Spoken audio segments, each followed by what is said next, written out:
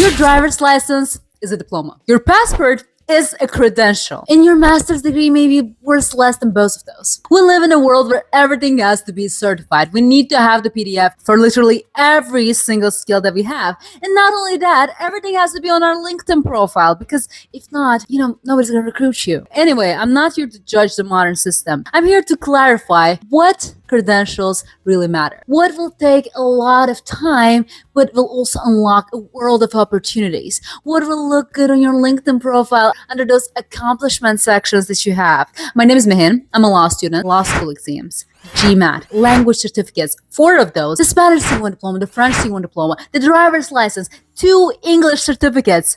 People don't believe that I speak English. Anyway, so I think I'm pretty qualified. By the way, in the description box, you're going to have a free calculator of the return on investment of different credentials. It's so much fun. It's interactive. And a disclaimer, I'm not scoring the education. Knowledge can be priceless. I'm scoring the paper. Do you need that PDF? Okay? Don't come at me. Let's start with the first one. It's a driver's license. Probably if you're in the US where everybody drives, you think that it's an essential. So we're going to be focusing on other countries. It can be a little expensive. It can take a lot of time. And you may not even get a car after that because they're incredibly expensive. However, while it sounds like a lot, like in this economy, do you need a car? It's so hard. Maybe I should just ride bikes. I still think its return on investment is 5. Other than driving school, it's not as expensive. Time to credential would probably be out of 5. Would be a 4 or a 5 out of 5 because most people learn how to drive really easily. For me, it took a lot more time because I wasn't really talented. And when it comes to gatekeeping, I would say it's a 4.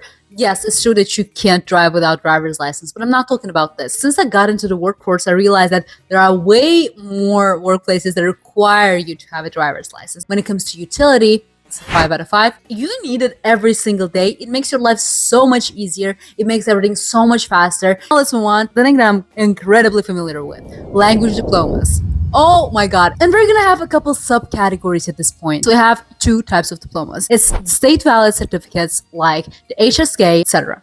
And we also have diplomas that are valid for a couple of years, like the TOEFL. I have both the DEL C1, the DEL AC1. I got 6 out of 6 on the new TOEFL, 8.5 out of 9, which really disappointed me on my IELTS. Let's start with diplomas that don't expire. I think that learning a language is always good. But when it comes to diplomas, I wouldn't really spend the money for a diploma under B2. Obviously, if you're doing it for migration and they accept B1 and stuff, I don't think they do in most states. B2 is like the international standard of fluency. Sometimes even B2 is not enough, but for most universities, you need a B2. For example, in law, you need like a C1 almost everywhere. I would put B1 and under in C tier, because it takes a lot of time. These exams are pretty expensive, and also you have to study for the exam. It's not that you're just learning the language, right? You have to study for the structure of the exam because it can mess with your love for the language, with your passion. The return on investment is around 3,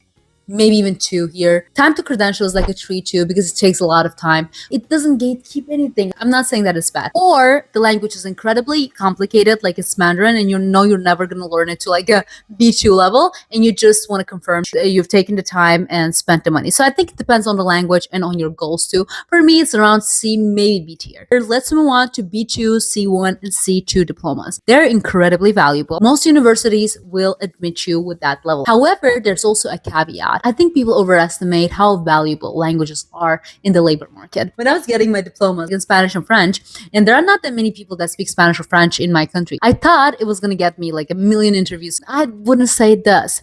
So I believe that it can be a split between the S tier and the A tier, because if you're in a client-oriented international sphere where you know that you're going to be working with people of different nationalities, this credential is so important. But when I interned in the Big Four, they really work in English and in the local language, right?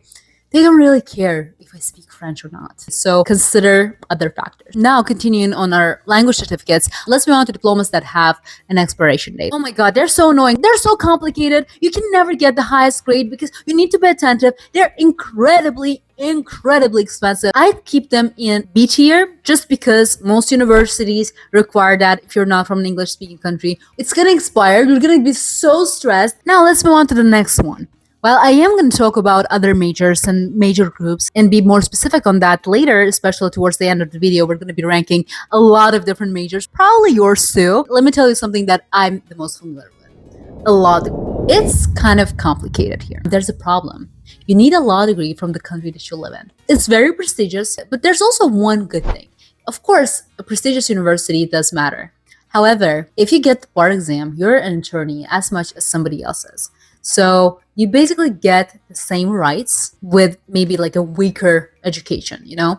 It's a great thing to have if you know your career. Now, the next credential that most people don't see as a credential or certificate, it's a citizenship.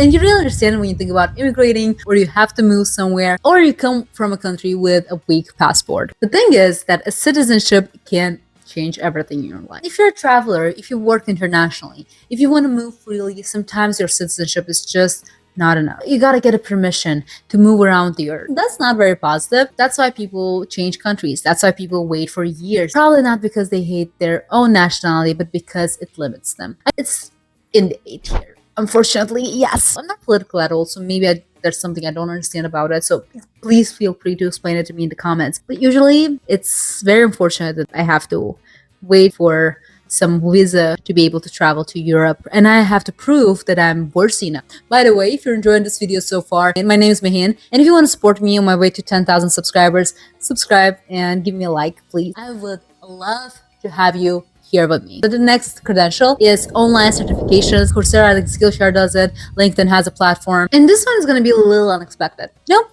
There's nothing good about them, right? You can learn something, but the examination system's kind of, everybody can buy it. Employers don't really care about it. I wouldn't place it into the E or even D tier. I think it's in the C tier.